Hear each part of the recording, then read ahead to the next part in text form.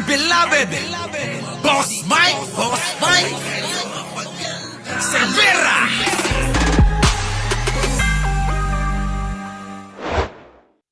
Sino ngayon ang kriminal, yun ang matapang. Rapid fire.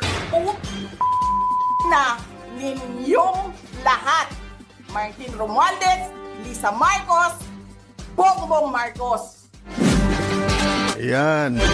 Nasaan na po yung sinabi sa saligang batas na lahat ng inuusig ay meron siyang karapatan sa abogado? The right to counsel. Wala na po. Ayan na, binanatan na ni Kaper Silapid. Oo, sino? Yun, no? Yun. Yung, si Mr. Kamatis. Oh, ano yan? Right to confront your accuser. Wala pong mga accuser doon.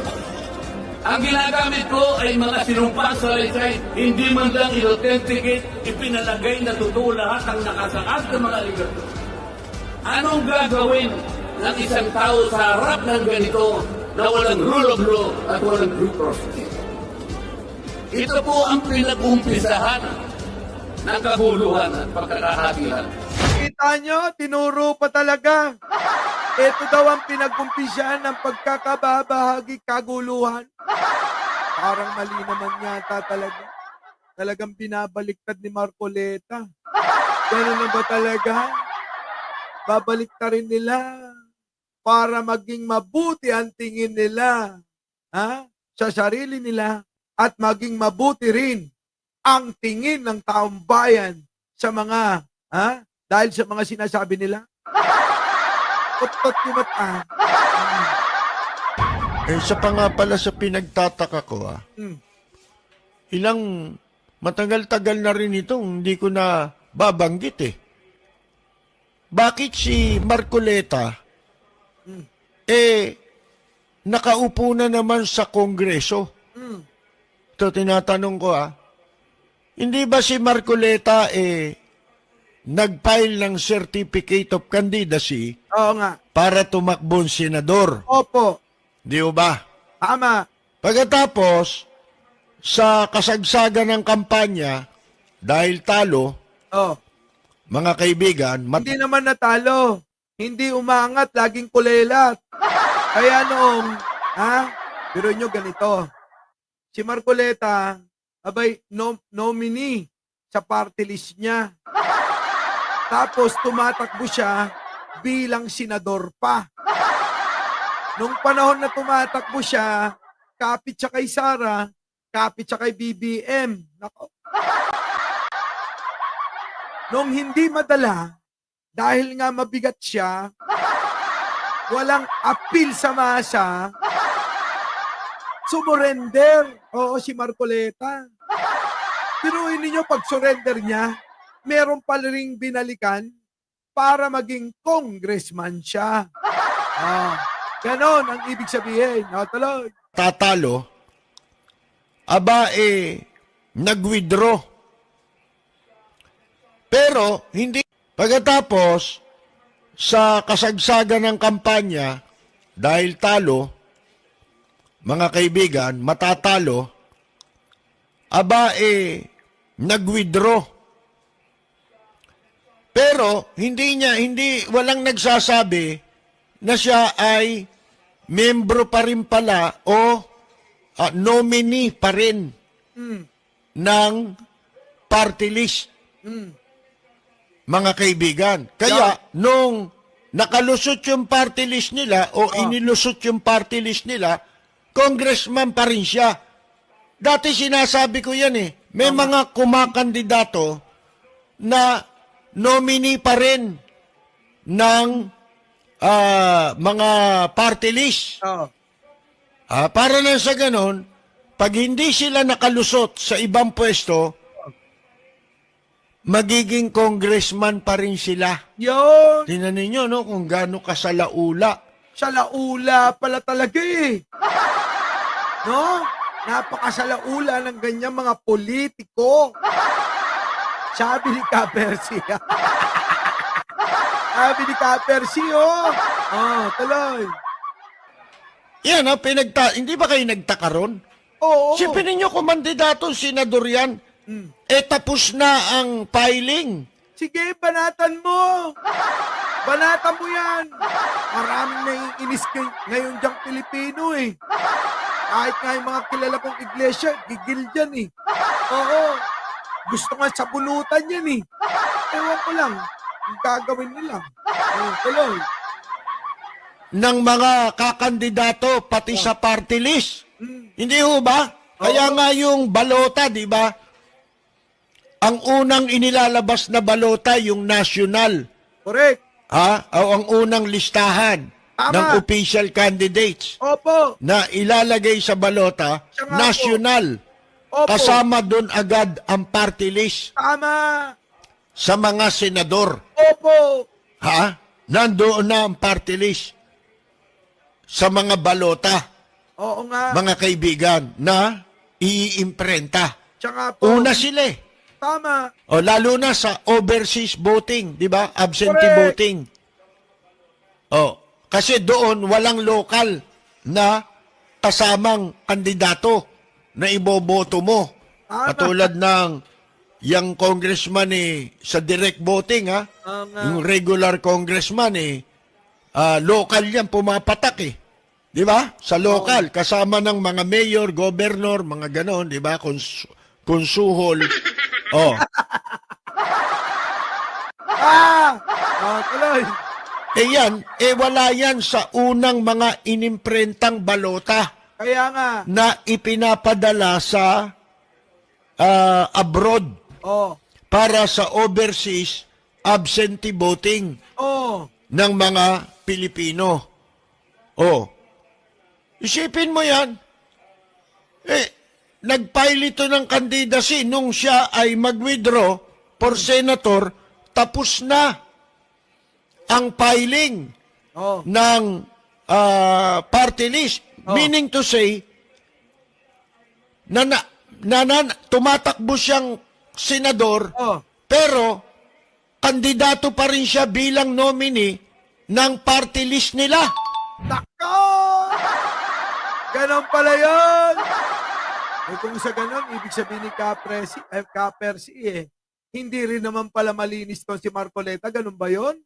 Ako, nagtatanong lang ha. Nagtatanong lang. Parang sinasabi ni Kapersi, inandaya itong si Marcoleta. Ganon ba? Oh. Isipin ninyong ang laking katarantaduhan niyang nangyaring yan. Correct. Yan ba katanggap-tanggap ba sa inyo yan?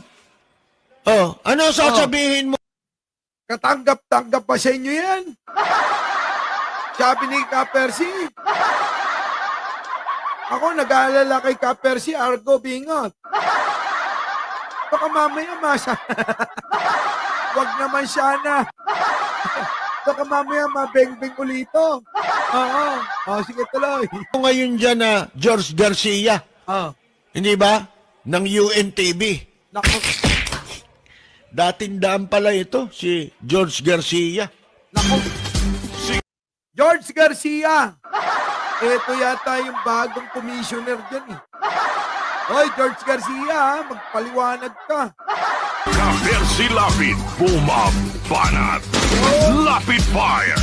Namimili kasi kayo ng relihiyon mga kaibigan Na ninyong lahat. Oh. Martin Romualdez, Lisa Marcos, Bongbong Marcos. Yan ang problema ngayon Yan ang nangyari sa bansang Pilipinas Oo nga. May mga batas tayo. Oo. Bawal magnakaw. Oo, kay Sara, okay lang daw. Yan. Bawal magsamantala. Ay, kay Sara, lalong okay yan.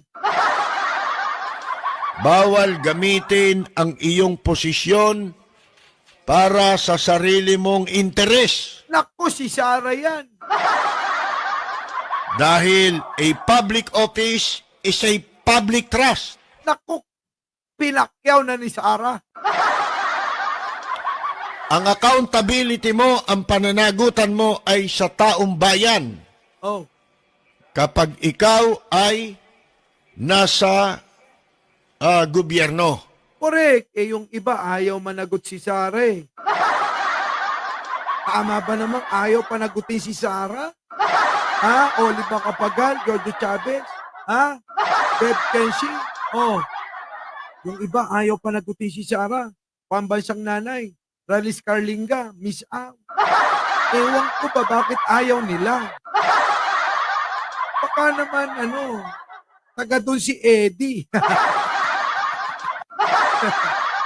Kaya naman, ang pwesto mo sa gobyerno. Correct. Kahit presidente, vice president, kahit vice president ka pa, dapat managot ka. Dahil meron tayong tinatawag na rule of law. Kung ayaw nyo ng rule of law, magkanya-kanya na tayo. Hirap ngayon, pag sumabit sila at nabuko mo, yung ginawa nilang katarantaduhan, Ako. sila nagagalit. Correct. Kita nyo?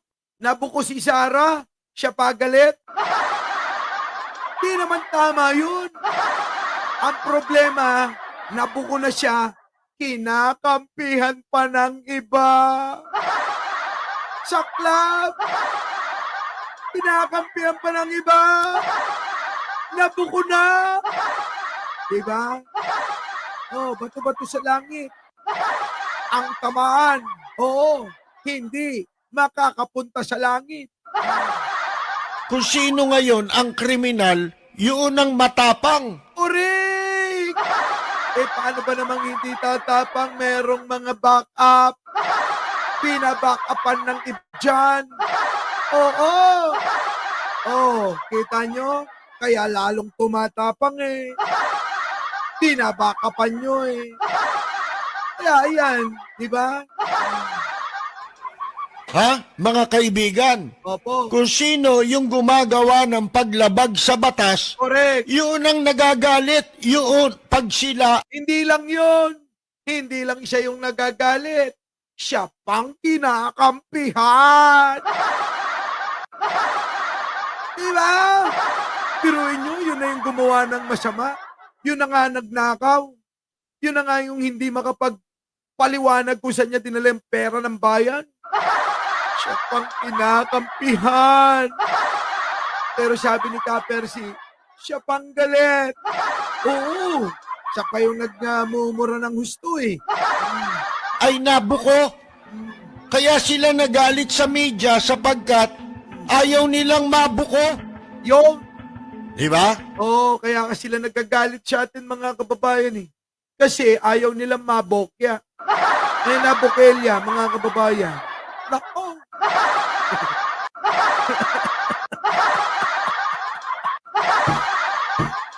Bakit nyo kinakampihan?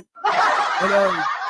Kaya pala tinakot nung nakarang administrasyon ng media. Oo nga. Pinatahimik. Yan pala yan. Si Kapersi hindi matakot. Naging kaluluwa. Sa kalangit na yan, Kapersi. Matahimik ka na. Oo. Diba? Yan Isang magandang halimbawa. Diba? Hindi nila matakot to eh. Di naging kaluluwa. Tuloy. Para nang sa ganon, mga kaibigan, wag tutukan yung kanilang mga ginagawa sa gobyerno. Ako, Sarah, ikaw na ikaw talaga. Ikaw na ikaw to. Inutukoy ni Kapersi, Ang bihira, no? Ha?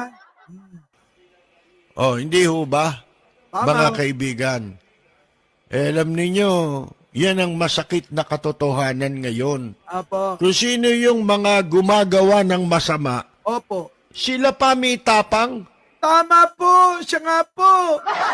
At hindi lang yun, may tapang. Hindi lang yung may galit. Siya pang kinakampihan. Mga kaibigan, Opo. ha? Sabi nga nung ilang nakausap ko na mga mga supporter ng ng opposition, yung mga hindi naniniwala sa kanila. Oh. 'Di ba? Marami yan eh, mga kaibigan eh. Oh, yung ilang nakausap ko diyan, alam nyo sabi, mas gusto pa namin, mas gugustuhin na naming manatili si Marcos sa pwesto kaysa maibalik yan sa mga Duterte.